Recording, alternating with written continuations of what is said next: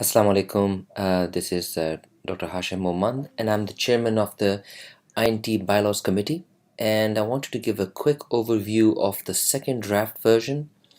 Um, Here again is the list of the members of the Bylaws Committee. This second draft is mostly based on several improvements, corrections, additions, and also um, a lot of changes that we made to some very fundamental aspects of the bylaws based on feedback from the community. We have had feedback in the form of emails, personal conversation, but also in a large town hall meeting we held. We got a lot of feedback from them, and several of the changes they recommended have been incorporated into these bylaws.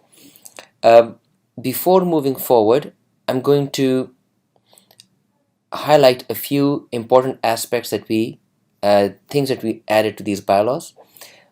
The major version changes that you'll find in these compared to the last set of bylaws that we posted is, first of all, as I mentioned, multiple changes based on the feedback from the community. Also, a lot of changes were made in the finance section based on recommendation from the finance committee. One thing we did not add last time was how to fill vacancies on board of directors, because the new board structure is very unique. It's a large board, up to 31 people. So what do we do if there are vacancies on that board? That was addressed in there as well. There were a lot of concerns from several lifetime members about the status of their membership, and that issue has been addressed in the membership section. There is going to be a need for an interim operations council. So inshallah, once these bylaws are passed, the two board structure as it exists right now will cease to exist, and there is going to be one board.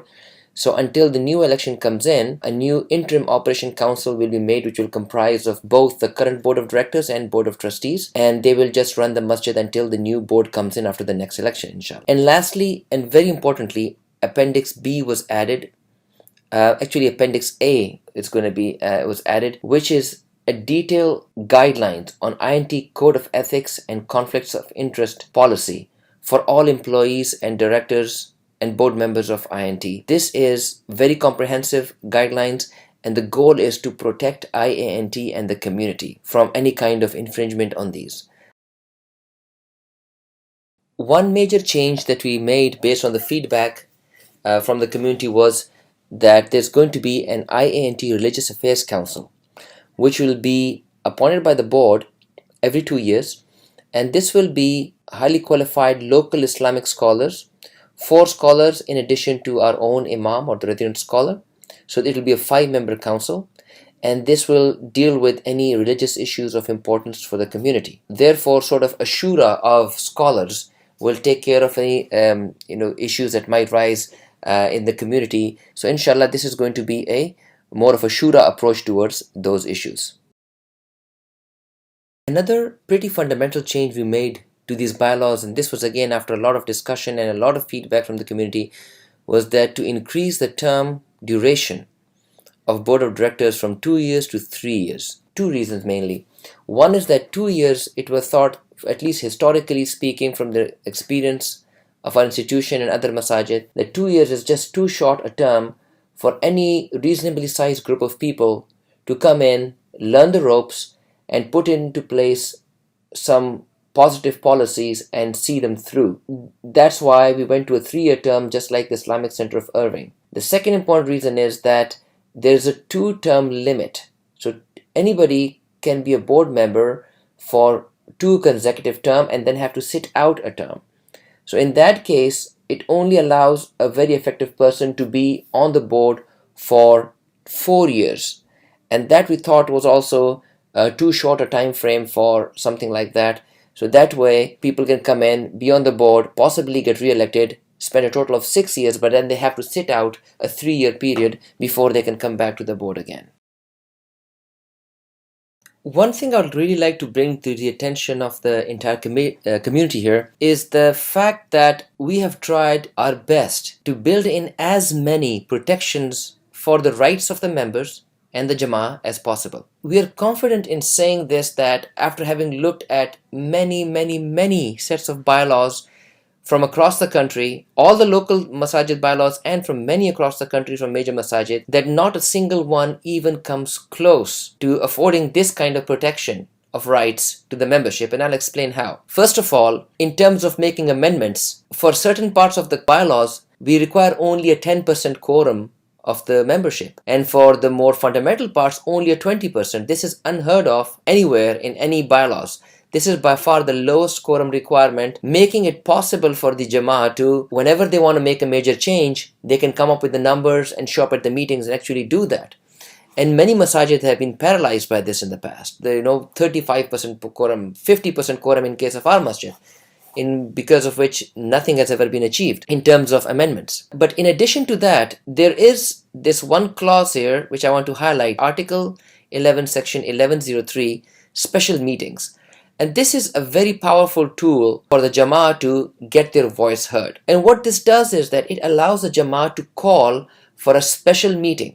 Now, only 10% of the voting membership can write a signed petition and ask for this meeting. Once this is done, the president of the masjid absolutely has to hold this meeting within 2 weeks. So this is important. This is not something that can be delayed. So let's say if the Jama'ah is unhappy with something that's going on in the masjid and they want the direction changed in a particular way, they can sign this petition and send it in, and within 2 weeks, the president must hold this meeting.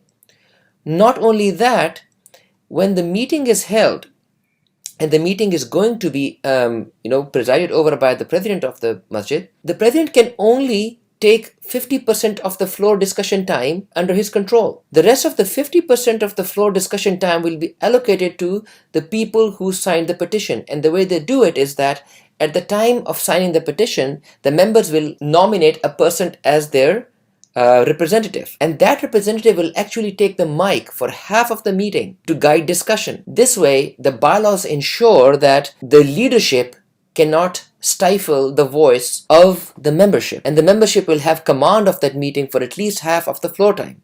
Again, this is unheard of. You will not find this in any set of bylaws of any masjid across the country as far as our research shows. And lastly, as long as 10% of the voting membership is present in that meeting, not just having signed to call the meeting, but 10% of the voting membership have to be present in that meeting, they can actually vote and get something approved there. Now again, this is not a constitutional amendment we're talking about. It's some measure or some demand or some objection to something that the boards are doing, something like that.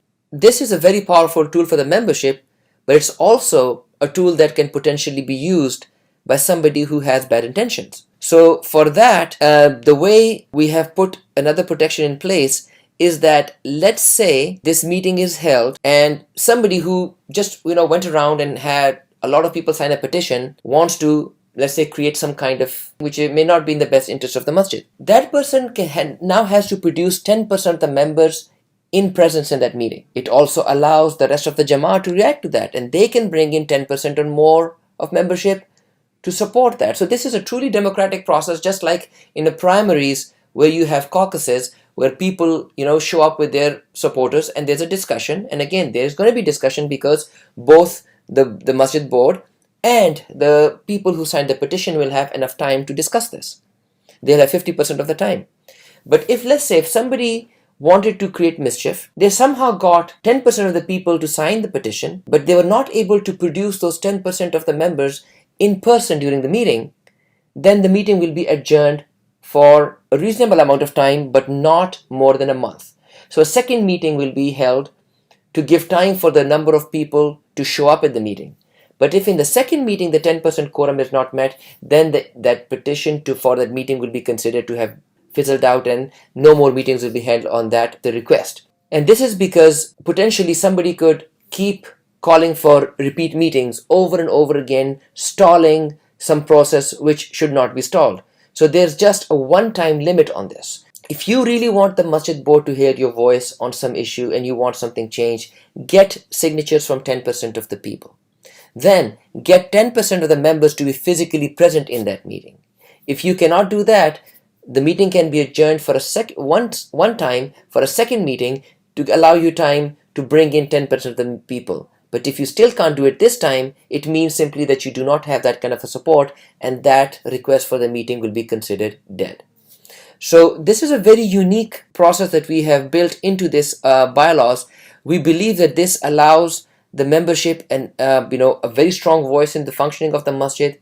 It will also keep the boards on their toes. So they know that if they do something which is highly unpopular in the community, that the community can actually stop them from doing that thing by calling a special meeting. We are very confident that inshallah that this will work in the benefit of the masjid and for the benefit of the voting membership. Now in the second version of the bylaws, the organizational structure remains unchanged. Anybody who wants to know more about this should read the bylaws, and at the time of posting the first version, I recorded a very detailed video about how the new larger board, the operation council, the different committees, they're going to be structured and how they function and what the relationship is going to be like, and also what the role of the general body is in that regard.